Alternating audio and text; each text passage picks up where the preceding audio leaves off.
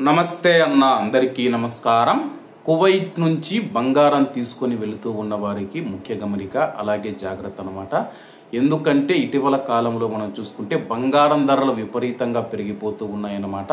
అలాగే గతంలో మనం చూసుకుంటే కానీ ₹1,00,000 వరకు విలువ చేసే బంగారాన్ని తీసుకువెళ్ళవచ్చు. మగవాళ్ళైతే ₹50,000 విలువ చేసే బంగారాన్ని తీసుకుని వెళ్ళొచ్చు.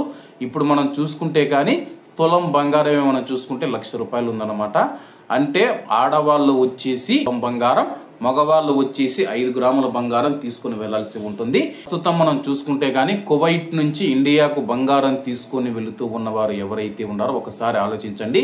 ఆ ధరకు అలాగే మనం కువైట్ నుంచి ఇండియాకు వచ్చిన తర్వాత చెన్నై ఎయిర్పోర్ట్ లో కానీ ఇతర ఎయిర్పోర్ట్లలో మనం చూసుకుంటే కానీ కస్టమ్స్ సుంకాన్ని అయితే విధిస్తూ ఉన్నారు. దానికి మేలైన బంగారం, మంచి బంగారం, నాణ్యత గల బంగారం మనం ఇండియాలోనే కొనుగోలు చేయొచ్చు అన్నమాట.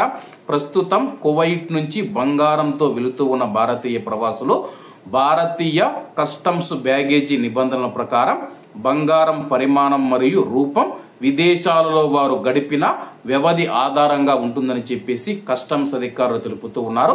కస్టమ్స్ సుంకాలు కూడా మారతాయని చెప్పేసి సంవత్సరం కంటే ఎక్కువ కాలం విదేశాలలో ఉన్న ప్రయాణికులకు సుంకాలు లేకుండా బంగారు ఆభరణాలు తీసుకుని రావడానికి పురుషులకు 20 గ్రాములు 50,000 విలువ చేసే బంగారు ఆభరణాలు, అలాగే మహిళలకు 40 గ్రాముల బంగారం ₹1,00,000 విలువ చేసే బంగారాన్ని తీసుకుని రావచ్చు. అలాగే గతంలో ఈ యొక్క చట్టాన్ని చేసినప్పుడు మనం చూసుకుంటే అప్పుడు బంగారం తక్కువగా ఉంది కాబట్టి ₹1,00,000 విలువ చేసే బంగారం 40 గ్రాములు అయితే వచ్చేదన్నమాట. అలాగే ప్రస్తుతం మనం చూసుకుంటే తులం బంగారమే ₹1,00,000 అయితే మారిపోయిందనమాట. దీంతో కువైట్ నుంచి ఎవరైనా వచ్చేటప్పుడు తులం బంగారం తీసుకొని రావాల్సి ఉంటుంది.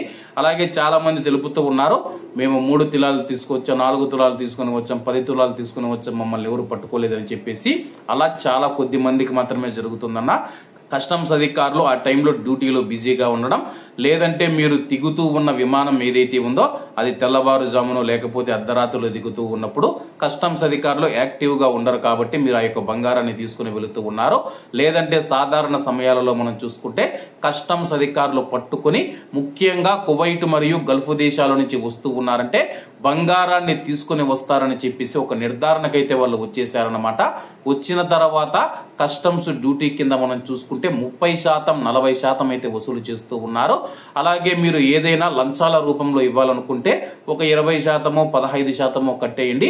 అంటే వాళ్ళు 50,000 చెప్తే బిల్లు అయితే 50,000 లేకపోతే 20,000, 25,000 కట్టమని అడుగుతూ ఉన్నారు. కాబట్టి బంగారం తీసుకుని వచ్చేవారు 1-2 సార్లు ఆలోచించండి. మీరు కష్టపడిన డబ్బు ఏదైతే ఉందో ఈ యొక్క కస్టమ్స్ అధికారులు ఎవరైతే ఉన్నారో చెన్నై ఎయిర్పోర్ట్ లో దోచుకుని తింటూ ఉన్నారన్నమాట. ఒక్క మాటలో చెప్పాలంటే కానీ కువైట్ నుంచి మీరు ఇండియాకు వచ్చేటప్పుడు బంగారం తీసుకుని రావద్దు. దయచేసి ఇండియాలోనే మీరు బంగారం కొనుగోలు చేయాలని చెప్పి కోరుకుంటూ ఉన్నాను. ఎందుకంటే గానీ ఇండియాలో మీరు బంగారం కొనుగోలు చేస్తే గానీ ఈ యొక్క కస్టమ్స్ డ్యూటీ ఏమి ఉండదు, కానీ తరుగు మాత్రం ఉంటుంది.